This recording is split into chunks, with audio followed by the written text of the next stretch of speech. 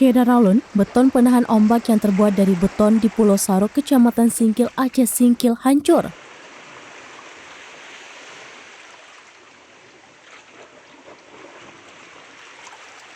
Kondisi itu sudah berlangsung lama dan belum ada upaya perbaikan sehingga kerusakannya bertambah parah. Berdasarkan pantauan pada Senin 19 September 2022, beton penahan ombak yang hancur panjangnya sekitar 50 meter.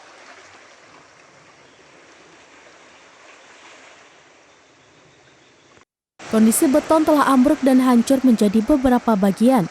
Dampak hancurnya beton penahan ombak menyebabkan air laut masuk ke daratan. Sehingga daratan yang sebelumnya terlindung dinding penahan ombak telah tergerus air laut. Hancurnya penahan ombak jika dibiarkan bisa mengancam pemukiman penduduk di kawasan Pulau Sarok.